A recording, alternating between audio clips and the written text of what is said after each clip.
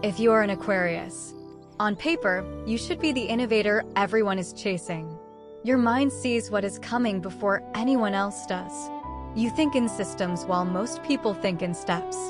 You are willing to challenge assumptions that everyone else accepts without question. Uranus gives you originality, intellectual independence, and the ability to envision solutions that do not exist yet. With those tools, you should be leading the future. So why does it sometimes feel like the world rewards conventional thinkers who play by the rules you refuse to follow? Why do people with less original minds seem to build more tangible success?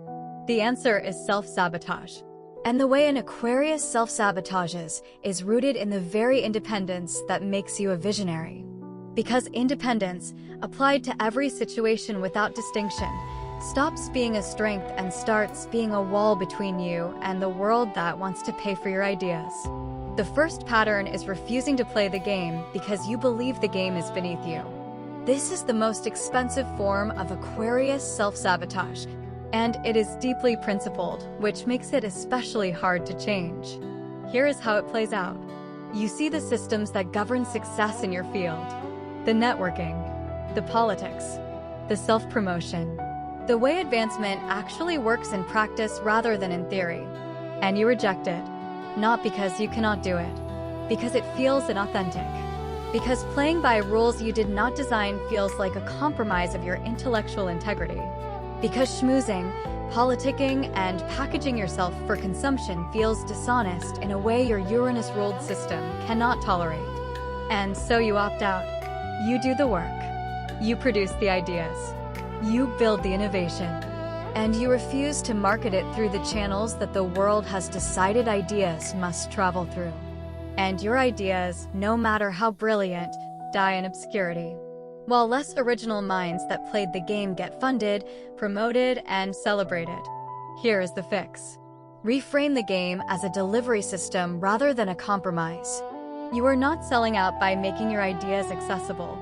You are ensuring they reach the people who need them. The greatest innovation in history does not matter if nobody knows about it. Networking is not schmoozing. It is distribution. Self-promotion is not vanity. It is making sure your work survives contact with reality. Play the game well enough to get your ideas into the world. Then change the game from the inside. But you cannot change a game you refuse to enter. Enter first. Disrupt second. The second pattern is being so far ahead that nobody can follow you and then resenting them for not keeping up. An Aquarius's mind operates at a speed and a level of abstraction that most people genuinely cannot match. And that gap between how you think and how everyone else thinks creates a specific kind of professional isolation. You propose an idea and it is met with blank stares. You see a solution that is obvious to you and spend weeks trying to explain it to people who do not have the framework to understand it. You design a strategy that is 3 steps ahead of the current conversation and nobody can see why it matters. And instead of bridging the gap, you judge it. You dismiss the people who cannot follow as less intelligent. You withdraw from collaboration because the pace feels glacially slow. You stop explaining because explanation feels like condescension. And you end up working alone. Again.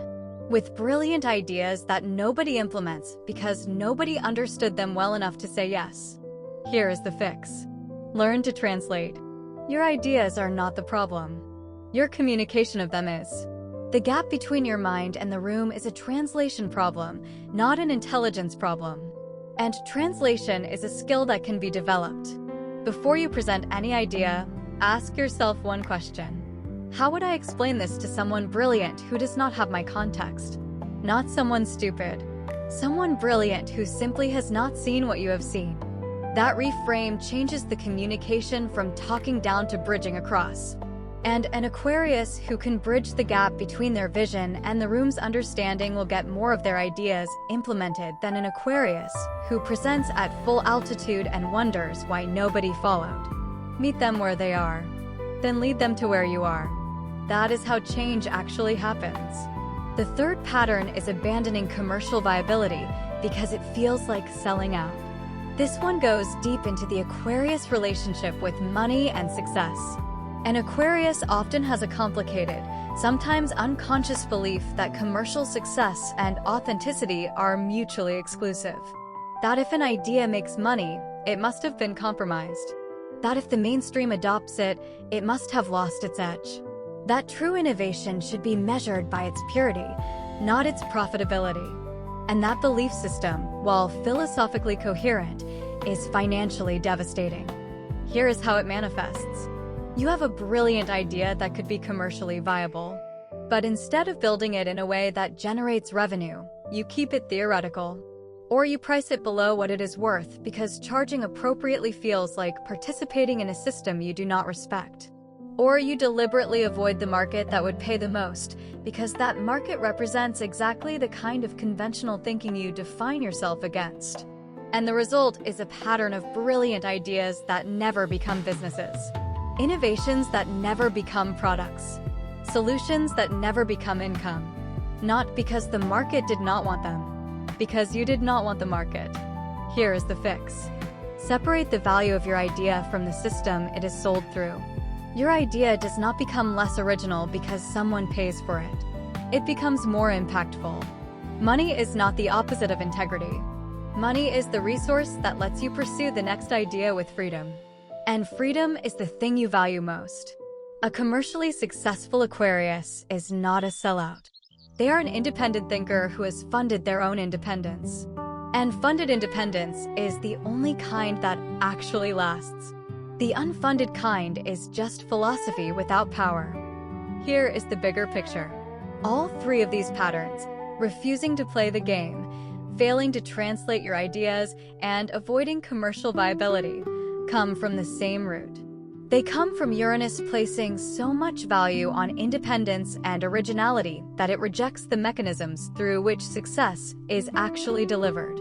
And the result is a life full of extraordinary ideas and not enough of the tangible success those ideas deserve. The fix is not to become conventional.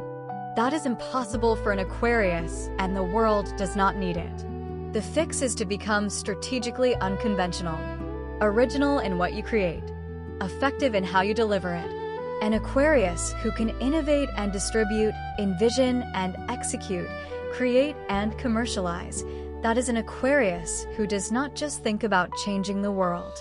They actually change it. Please remember that this video is for entertainment and personal reflection purposes only. It is not a substitute for professional career or financial advice. Every situation is unique, and if you are facing significant challenges, please consider speaking with a qualified professional. If this resonated with you, drop in the comments which of the 3 patterns you recognized in yourself immediately. Save this video so you can come back to it whenever you need the reminder. This is not going anywhere, and neither are these truths about who you are. Thank you for being with Stars Aligned. Don't forget to like and subscribe, and have a blessed day. You got this.